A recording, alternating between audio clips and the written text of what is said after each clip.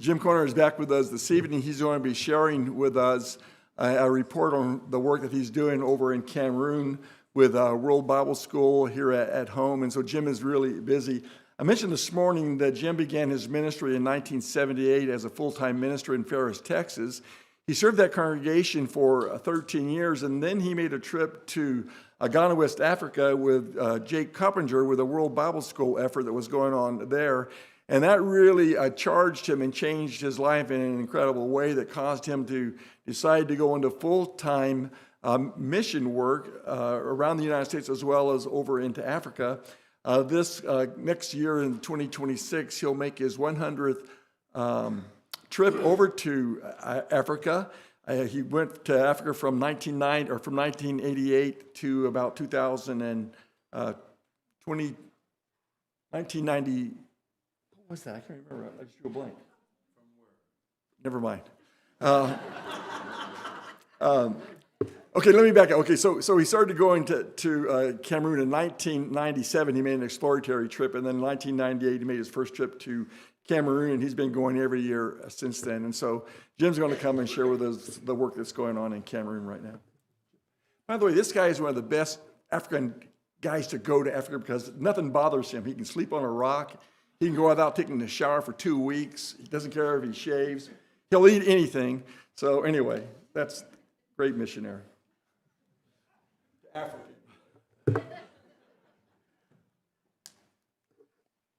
I'm confused now. I don't know when I went where. I need to tell you this quickly about my work and how it evolved. Richard mentioned Jake Coppinger. I became a World Bible School teacher in 1980. And in 1987, I had a student who asked me a question that I didn't know how to answer. And so someone gave me Jake's phone number, so I called him, and he helped me. And then he said, do you know where Cedar Hill, Texas is? I said, yeah. He says, is that near Ferris? I said, I don't know, 30, 40 miles. Well, listen, I'm going to be in Cedar Hill on Sunday morning, August the whatever. Could I come over to Ferris that night?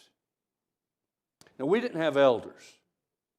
I said, well, it's okay with me, but I need to talk to the men. And I talked to them. They said, sure. So that night, twice, this has been in August of 87. Twice in his presentation, he said, now in February, when Jim goes with me to Africa. And I laughed. I'd never been to Mexico, okay? And what he did that night, he spent Sunday night with one of our couples. And he came over to the church building Monday morning, and we talked for like 3 hours, and he's planting seed. And then I took him to DFW, and so I talked to Linder first, because without her permission, I'm toast, right? And she said, yeah, I think I'd be fine. And so I went in 1988, as Richard said. I was just a campaigner. I loved it. I'm blessed in the sense, I'm blessed a lot of ways, but one thing is I don't have a biological clock. And here's what I mean. I've had a lot of people travel with me that when they get over there for a week, they're waking up at 2 a.m. because they're on American time.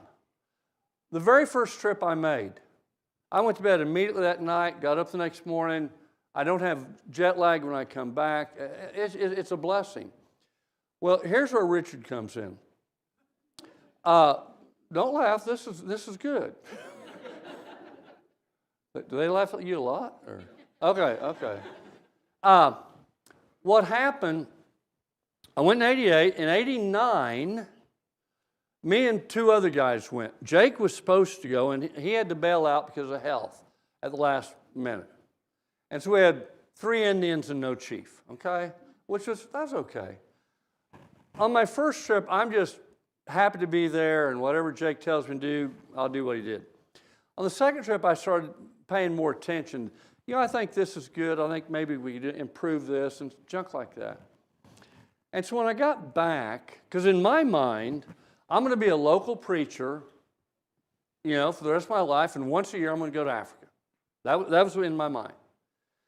And so I called Jake and I said, what are the dates for next February? He said, Jim, I don't know if I'll be able to go again.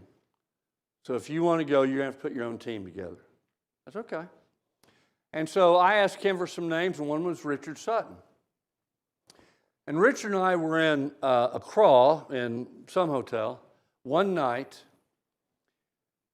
and he said, you should do this full time. And I laughed at Richard the way I'd laughed at Jake. But once again, he'd planted a seed. And the more I thought about it, I think he was right. And so I'm appreciative of Richard. You know, there are a lot of people that go into your life, right, that you're thankful for. Tonight, number one, on your screen, and anytime I make a report, that's my first and last slide.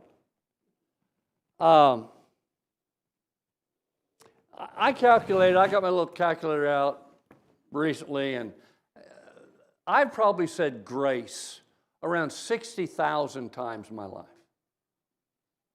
Now, I don't know about you. I'm not creative enough to say thank you for this food in 60,000 different ways. And so, you know, you tend to say basically the same thing, which that's cool. Well, I don't know how to say anything but thank you. What you do for this ministry, I don't think can really be described adequately. What you mean to the kingdom. And so, whenever I come up here, just get ready, because first and last going to be thank you, and I mean that from the bottom of my heart. I want to talk to you about World Bible School. Even in my congregation, if you ever go up to most of our members and say Jim Corner, their first thought is Africa, and that's okay. I love Africa. I love it. And but a significant part of the work that you're supporting is my work with World Bible School. Now, for about the last 20 years, I've been making 3 trips a year to Cameroon. February, June, October.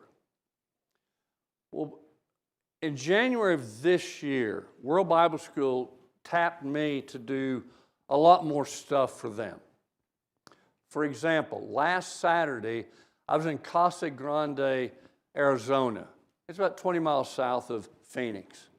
I was making a World Bible School training session for their church. On Sunday, I was in Kingman, Arizona. Once again, I'm like the kid who had the Lord's Supper thing. I love GPS, okay? I don't get lost. If I didn't have my GPS, that'd be another story. But anyway, I did one church presentation on Sunday morning, another congregation that night. Then I traveled to Winslow, Flagstaff, Prescott Valley, Williams. I can't remember all of them. And then on Wednesday night, this past Wednesday night, I did a presentation for the Southwest Church of Christ in Phoenix. And so I worked with 19 congregations in a 6-day period. And so that's going to be a bigger part. Me and one other guy, we've been given, I think I remember all this, New Mexico, Arizona, California, Oregon, Washington, Montana, Idaho, Wyoming, Utah, Nevada, and Colorado. Now, am I going to cover all those churches, quickly? No, I won't. But that's what we're doing. And so this is a significant, World Bible School, I wish I had more time. World Bible School has evolved in a very positive way. And if you were to look at World Bible School in 1973 when we began and today, I mean, it's not apples to oranges, it's apples to screwdrivers. I mean, it's not even close in a very positive way. And I want to talk to you for a few minutes about Ocean Bridge. Some of you, Richard said, have started Ocean Bridge. This is so cool. Let me tell you why.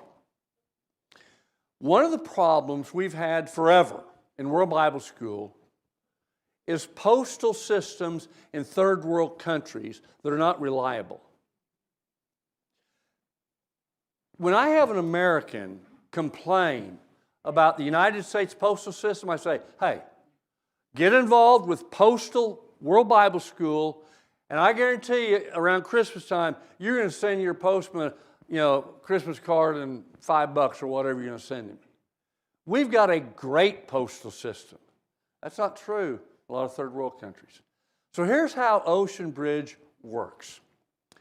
Presently, we have 9 World Bible School service centers in 7 African countries. We want more, but to set up one service center costs $85,000. Now, after church, just write out your check for $85,000, make it out to World Bible School, I'll take care of it, okay? But here's how it works. In country, we either print the material or it's been shipped from the States. We have people who work, members of the church, who go to prisons, who go to schools, who recruit students in other ways. They give them the hard copy, the WBS postal lesson. And they do them. They read them and do the lesson. They return them to the service center. And then the second picture on the upper right, they're then scanned to Cedar Park, Texas. That's where World Bible School is headquartered. Then churches like mine and yours, we will contact them and say, hey, could you give us some names? Now, in my congregation, we have a World Bible School class on Wednesday night. There's about 8 to 10 of us. I'm not smart enough, and I'm not joking, to do the scanning and all that kind of stuff, but my daughter-in-law is. So she brings the lessons up. They're the hard copy. And we grade them just like we would if they were our student. Then we scan them back. You never buy material. You never go to the post office in the States. Now, is it free? No. The introductory lesson, you pay $1.50. And the other 6 lessons, you pay $1 for each. So if they go through all the lessons, it'd be $7.50. If you compare that to if you bought the material and then posted them overseas, it'd be double that expense. So Ocean Bridge is faster, much faster. It's more reliable. My congregation 2 months ago, we had 35 baptisms through our Ocean Bridge program. And so we've got built-in follow-up. The bottom right, bottom left rather, as you're looking at it, they'll get their lessons, and we've got people on the ground who will say lessons. So Ocean Bridge I love it. And here, last year we had 74,000 students. That number is probably going to double this year. And we're getting so many congregations that are saying, I want to do Ocean Bridge. We may, and I'm not joking, we may have a short-term problem of having too many teachers and not enough students. We'll see how that works out. But so far, Ocean Bridge is it'll be 3 years old. Its 3rd birthday is like January, this coming January. But it's worked just great. Okay, now we're going to switch to Cameroon. I'm going to do what I do in most of my presentations, show you a few slides that, these aren't slides, are they? I'm an old man, right?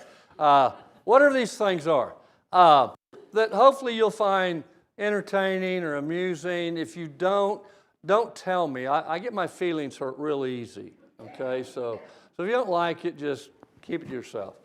Okay, June, these pictures were taken this past June. In Cameroon, you have 2 seasons, dry and rainy. That's it. That's it. The rainy season is from, April through October, and then the dry the rest of the time. Now, I don't know why this bus driver didn't have enough sense to not drive where he drove, but he's stuck. Now, he'll get out ultimately. He's probably out by now. It's been a few months ago. These are bed mattresses, okay? I think they could have gotten more on there, but, what are you going to do? Douala is 3 times bigger than Dallas, Texas. We're not talking about a baby city. This picture was taken outside our hotel. Richard and Lori have been there many times. There's a balcony where you can stand up and get a halfway decent shot. And the track, just picture, I'm trying to think in the Northwest. I'm not that familiar with Seattle, but okay, let's just use Seattle, if you're familiar with Seattle. My guess is the downtown area has at least 3 lanes. I'm guessing, I don't know. Douala, 1 lane each way. I mean, if you want to travel in Douala, you go by machine. That's what they call a motorcycle. Because there are no rules. I love riding machines. I love riding machines. Now, I've got to tell a story on Richard here. Okay, the first time Lori went, you'd never been on a machine, had you? Okay. And she wasn't really looking forward. And this wasn't in Douala, this was in Kumba, which is a much, much smaller town. And Richard said, and this was a true statement, he said, "Oh, you can ride with me." And that's true. Machine comes up, Richard gets on it, says, "Lori, you get the next one," and off he goes. Am I telling the truth? I'm telling the truth. Okay, so she gets on machine,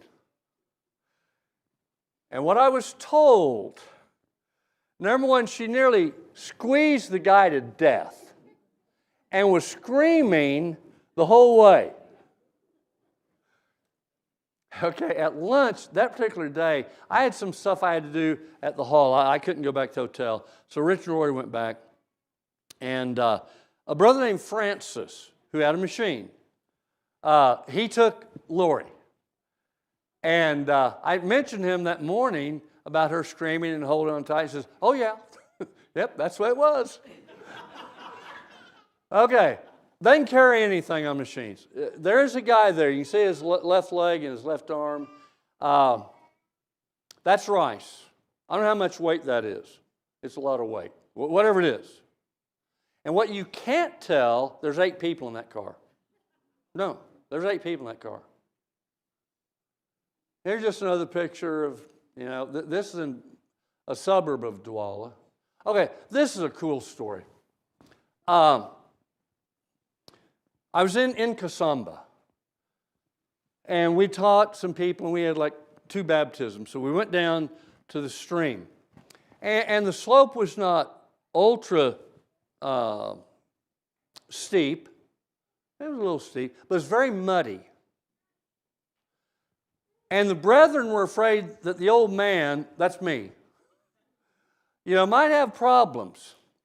So a brother named Emil took my hand, nearly broke it. That guy had a grip. And then a lady named, what was her name? I've already forgotten it. Hold on, I remember, maybe. No, it wasn't that. Let's see. Oh, this makes me mad. Have you ever had a senior moment, any of y'all guys? We're going to call her Charlotte. That's not her name. But Charlotte took my hand, and we made it down to the stream. Everything's fine.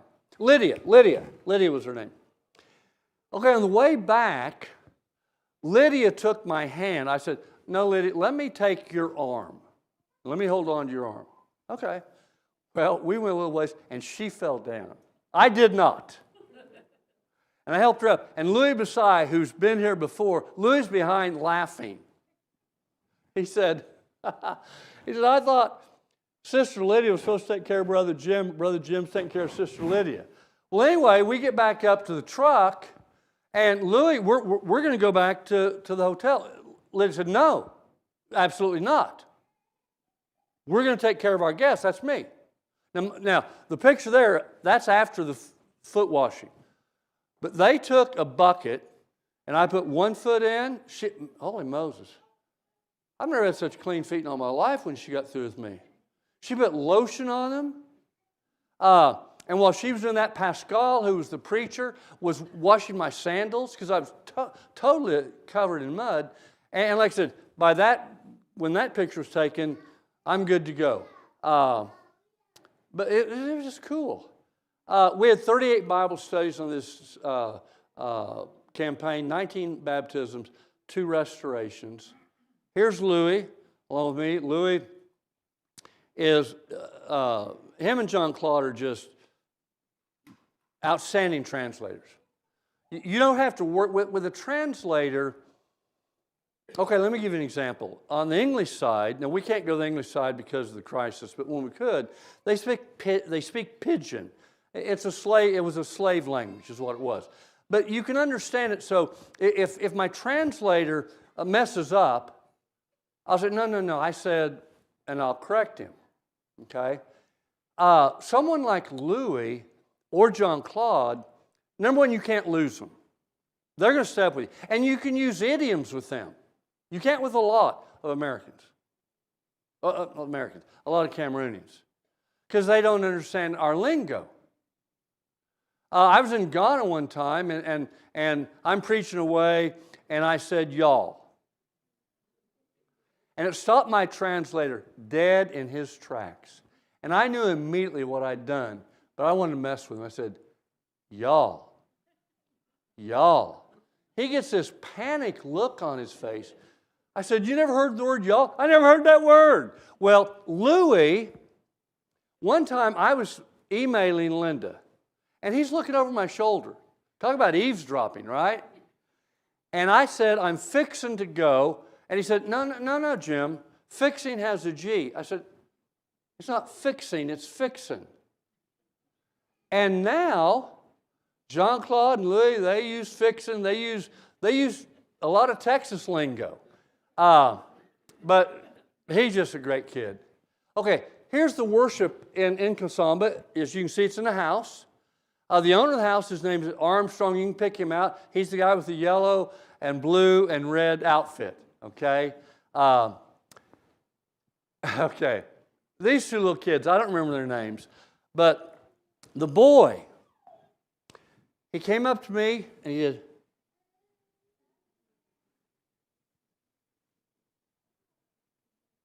you have gray hair. Yeah, I know. You have blue eyes. Yeah, I know. The little girl was mesmerized by my old man hands. My veins and they're old man hands. That's all I can say. And so she'd play with them, and they were just cute. From left to right, Surreal. The big guy, his name's Dorcas.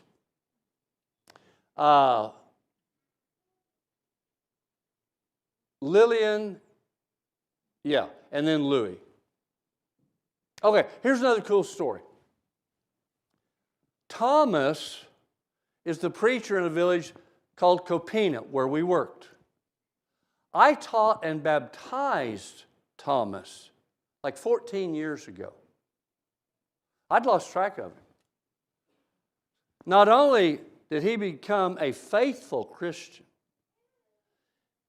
he began to preach. He went to preaching school, and he's the preacher in Copina. You know, all of us, if you've been involved in evangelism, you know, there are glory stories and there are horror stories. And oftentimes the horror stories outnumber the glory stories. So things like this just, you know, I love it. Here's a brother named Abel. John Claude is baptizing him. And here is he and I and John Claude. Okay, let me talk about Jerome for just a minute. You know, when you study the Bible with someone, I would say, generally speaking, you don't have a conversion with one study. You do sometimes, but not generally. Well, for the trip in June, John Claude made 2 prep trips. And on both of those trips, he studied with Jerome. And Jerome said no. Okay. Well, then I go there, and I studied with him on a Monday, and he said, I want to think about it. Now, my experience is somewhat limited, but my experience is generally when they say tomorrow, tomorrow never comes. That's my experience. Doesn't mean that's everybody's experience.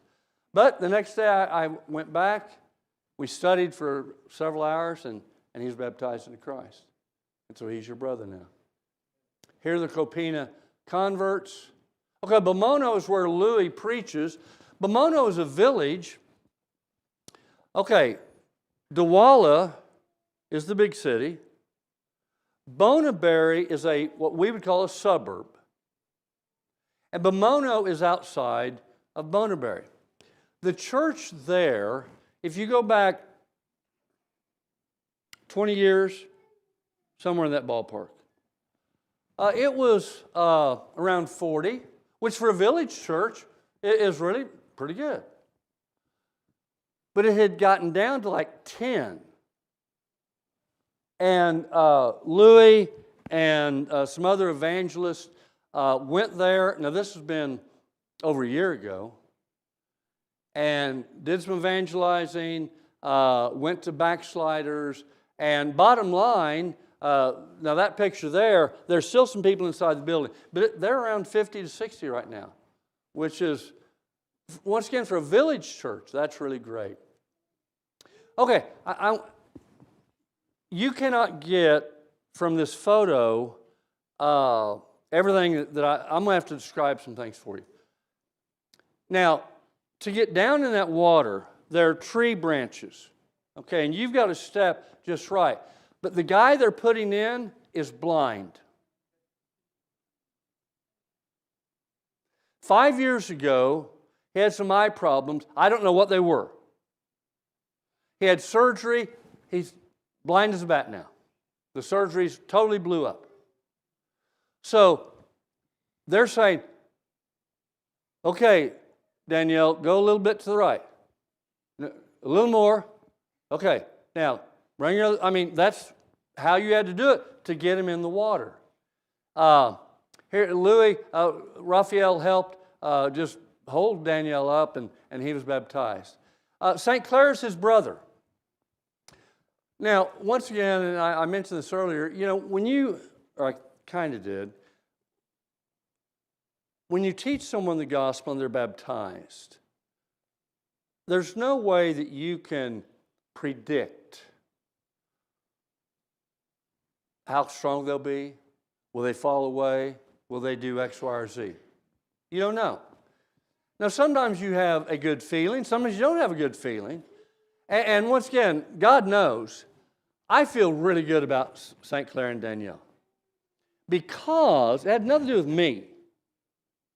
The reason is because they have already been going to church with Louis for several months. So it wasn't like I came in, they've never heard the gospel, bam, I teach them, and they're baptized. Okay, another cool story.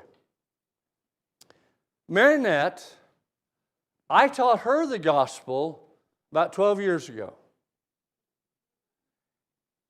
And when she was baptized, Jim was in her womb. And so they named him after me. And if you look, there's a family resemblance, don't you think? Well, maybe not. But anyway, that's one of those warm, fuzzy feeling stories. Okay, let's look at some progress. You know what? This is not what I needed. I'm going to have to tell you, let's back up on this, because I had 2 other slides. I'm going to have to, but I can tell you. Because I want to talk to you about Dennis and Nicholas. I had pictures. I don't know where they went. Dennis, if there's a harder worker in the kingdom, I've never met him. This kid is amazing. For many years, he worked in the village of Mato. Now, Mato, when I say village, it did have electricity, no running water. And I'm guessing, because in Cameroon, you don't go into a town that says population so many people. But I'm guessing, because I've been to Mato many times, 2,000. The church there was 175. It was the second largest congregation in all of Cameroon. And I can tell you, Dennis was the main reason for that. He's a farmer. That guy loves the Lord. So he then went to preaching school that is sponsored by Bear Valley. Bear Valley has 2 schools in Cameroon. The English school's in Watutu. The French school's in Banga. So he went to Watutu. And I know when Richard was at Preston Road, when I was at Sunset, you go on campaigns. And Watutu does the same thing. So he went to a town called Tombell. Now, I've been to Tombell 20 years ago. And Tombell was a good congregation. I'm going to say 50. And then for reasons that I don't know why, it had just nosedived to once again around 10, somewhere in that ballpark. Well, Dennis would go on the trip, on his breaks, to Tombell and evangelize. And he's the preacher there now, and they're over 80. And once again, for a village, for a town the size of Tombell, that is amazing. And so, your money's well spent with Dennis. I mean, it's well spent. Nicholas, you need to pray for Nicholas because he's had some health issues. He works in a town called Combe. Now, Combe is actually on the French side. But the church is all English, 100%.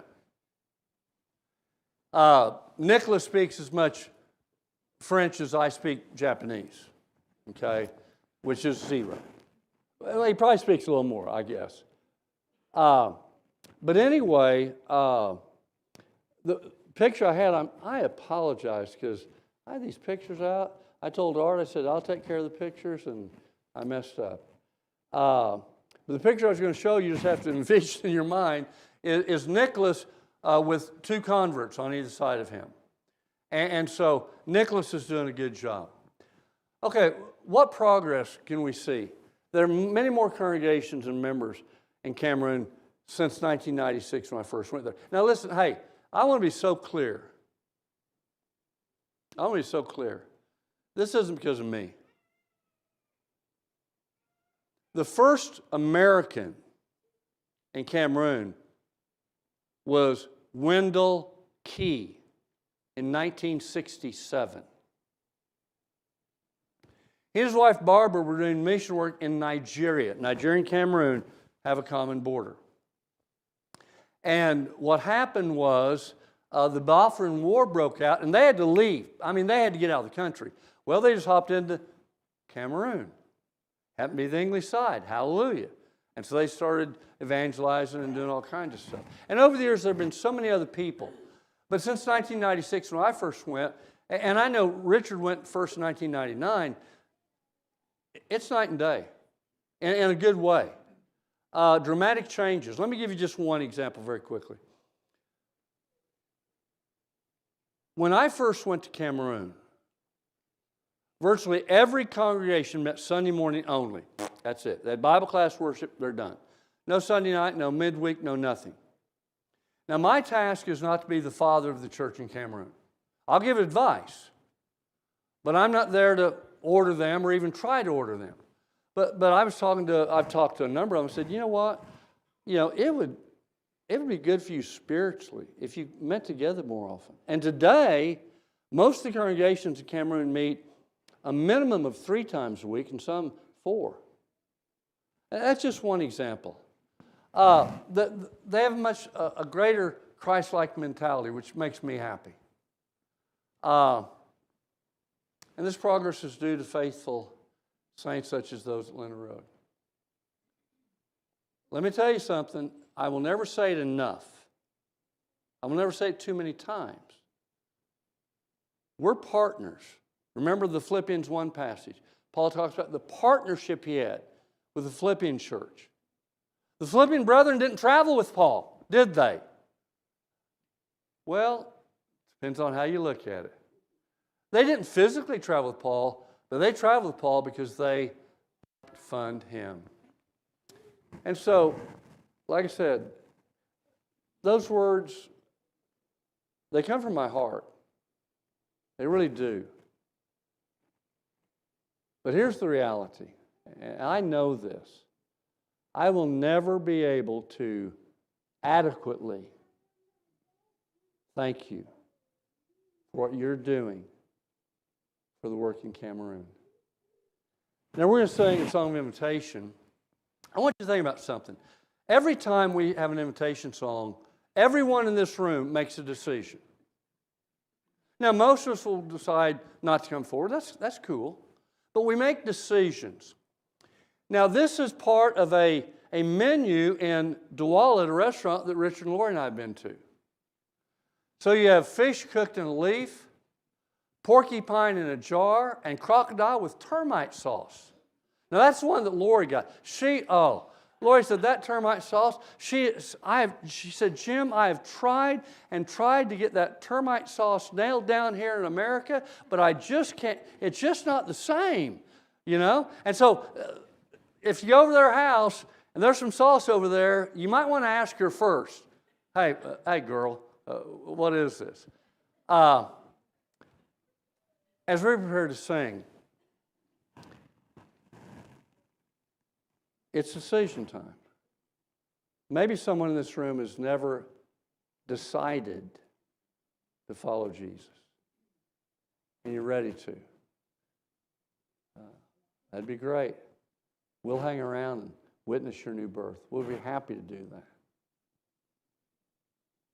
Most of us are Christians. I know that, you know that. And so the issue is, you need to look at your life, I need to look at my life. Where am I at? As I said this morning, the issue is not, well, am I living a perfect life? We know the answer to that. Okay? That's not the issue. And I'm sure Richard, probably every preacher's used this illustration of a perfect husband versus a faithful husband, right? There are no perfect husbands, right? Okay, the ladies can say amen. Well, can ladies say amen in this congregation? Anyway, say it to yourself, you know. There's no such thing as a perfect husband. But I'm a faithful husband. There's no such thing as a perfect Christian. But they're faithful Christians. But maybe you need to come back. Maybe, whatever. This is family time. So if you need to respond in any way, we invite you to come.